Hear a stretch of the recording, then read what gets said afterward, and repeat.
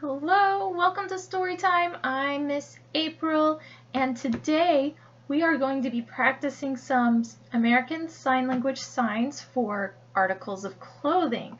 Now, we all know, unless you're special, that getting a small child dressed is a challenge. So maybe these signs can help make it more fun for you and your little one.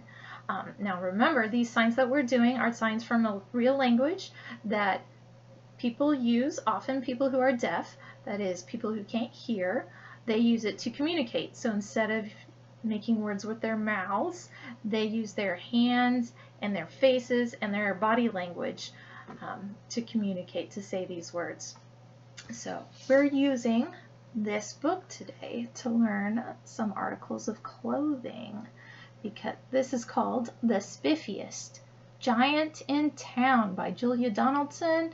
Pictures by Axel Scheffler, and he is the spiffiest giant in town because he wears some really nice clothes. So let's get started. We start with the title page, The Spiffiest Giant in Town. But right here, does he look very spiffy? No. He's wearing his nightgown. So we're going to start with the word for nightgown, and this word has two parts. So you're going to do sleep and clothing. So you do them together, sleep and clothing. And this goes for any sort of pajamas, any sort of sleepwear. He's that sign right there. So he's in his nightgown, walking into town. Oh, there he is. George was a giant, the scruffiest giant in town. He always wore the same pair of old brown sandals and the same old patched up nightgown. Let's do the nightgown word again. There we go. Good job. I wish I wasn't the scruffiest giant in town, he said sadly. But one day, George noticed a new shop. It was full of spiffy clothes. So he bought, okay, we're going to practice these words. We've got a spiffy shirt, a spiffy pair of pants, a spiffy belt, a spiffy striped tie, some spiffy socks, and a pair of spiffy, shiny shoes. These are hard to say. So we're going to say a spiffy shirt. You pull on your shirt. A spiffy pair of pants. So you're going to pull up your pants. Okay, you hold on to them with two fingers and pull them up. And a spiffy belt. So you start with your fingers, two fingers back here, and you fasten that belt. And a spiffy striped tie. Take those same two fingers and get a little straight down for your striped tie. And some spiffy socks. Here you just have one finger, point them down, and put your little kid in their socks. Okay. And a pair of spiffy, shiny shoes. So let's clap your heels together. Good job. Those are shoes. Let's do this one more time, and then we'll keep going. We'll see how good he looks in his new spiffy clothes. So we have a spiffy shirt, a spiffy pair of pants, pull those pants up, a spiffy belt, a spiffy striped tie, some spiffy socks, slip the baby's foot in those socks, and a pair of spiffy shiny shoes. Yeah. Now, I'm the spiffiest giant in town, he said proudly. Ooh. George left his old clothes behind in the shop. He was about to go home when he heard a sound. On the sidewalk stood a giraffe. Ooh. He was sniffing sadly. What's the matter? Asked George. It's my neck, said the giraffe. It's so very long and so very cold. I wish I had a long warm scarf. Cheer up, said George, and he took off his striped tie. Tie sign? Good. It didn't match my socks anyway, he said, as he wound it around and around the giant's neck. It made a wonderful scarf. Thank you, said the giraffe. As George strode toward home, he sang to himself, my tie is a scarf for a cold giraffe. But look me up and down, I'm the spiffiest giant in town. Next, George came to a river. On a boat stood a goat who was bleating loudly. Meh! What's the matter? asked George. It's my sail, said the goat. It blew away in a storm, and I wish I had a strong new sail for my boat. Cheer up, said George, and he took off his new white shirt. It kept coming untucked anyway, he said as he tied it to the mast of the goat's boat. It made a magnificent sail. Thank you, said the goat. So we gotta practice that sign for shirt, which is now a sail for a goat. So George strode on, singing to himself. My tie is a scarf for a cold giraffe. My shirt's on a boat as a sail for a goat. But look me up and down, I'm the spiffiest giant in town. Is he still looking spiffy? George came to a tiny, ruined house. Beside the house stood a white mouse with lots of baby mice. What's the matter? asked George. It's our house, squeaked the mother mouse. It burned down, and now we have nowhere to live. I wish we had a nice new house. Cheer up, said George, and he took off one of his shiny shoes. Do you remember the word for shoe? Shoes. Good.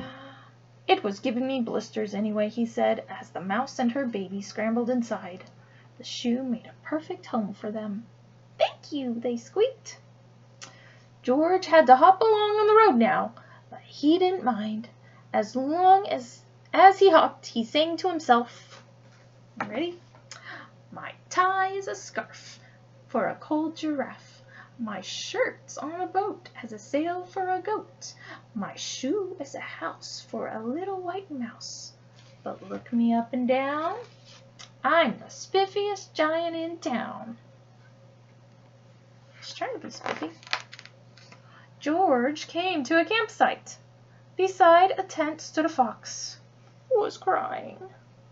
What's the matter? asked George. It's my sleeping bag, said the fox. I dropped it in a puddle. I wish I had a warm, dry sleeping bag. Uh-oh. Cheer up, said George, and he took off one of his socks with diamonds on the side.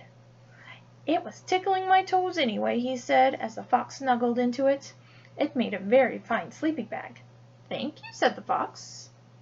George hopped on, singing to himself.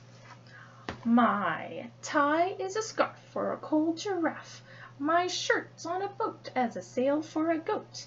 My shoe is a house for a little white mouse. One of my socks is a bed for a fox. But look me up and down, I'm the spiffiest giant in town. George came to a big squishy bog. Beside the bog stood a dog who was howling. What's the matter? asked George. It's this bog, said the dog. I need to get across, but I keep getting stuck in the mud. I wish there was a safe, dry path. Cheer up, said George, and he took off his spiffy new belt. It was squeezing my tummy anyway, he said as he laid it down over the bog. It made an excellent path. So let's practice the word for belt. Yeah, I don't need to stand up. Here we go. Click. Got it? The wind started to blow, but George didn't mind. He hopped on, singing to himself. My tie is a scarf for a cold giraffe. My shirt's on a boat as a sail for a goat. My shoe is a house for a little white mouse. One of my socks is a bed for a fox. My belt helped a dog who was crossing a bog, but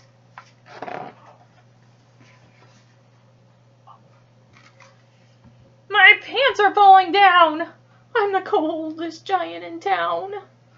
Suddenly George felt sad and shivery and not at all spiffy. He stood on one foot and thought, I'll have to go back to the shop and buy some more clothes, he decided.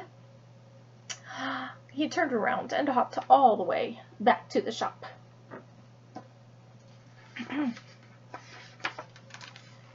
But when he got there, it was closed. "Oh no," said George. He sank down onto the sidewalk and a tear ran down his nose. He felt as sad as all the animals and he had met on his way home.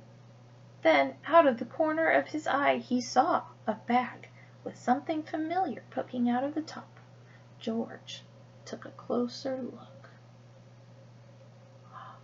"My gown!" he yelled. Let's make the word for gown. "My dear old gown and sandals." George put them on. They felt wonderfully comfortable. "I'm the coziest giant in town," he cried, and he danced back home along the road. Outside of his front door stood all the animals he had helped. They were carrying an enormous present. "Come on, George," they said. "Open it." George untied the ribbon. Inside was a beautiful gold paper crown. So let's make the word for crown. Okay, make a nice little crown on your head. That's a freebie. George put the crown on his... "Oh, look inside the card, George," said the animals. George put the crown on his head and opened the card. Inside it said, are you ready to sign? It says, you gave your scarf to a cold giraffe. Your shirt's on a boat as a sail for a goat. Your shoe is a house for a little white mouse. One of your socks is a bed for a fox. Your belt helped a dog crossing a bog. So here is a very fine crown to go with the sandals and gown of the kindest giant in town."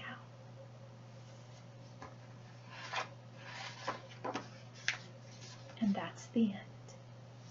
Thank you for listening today.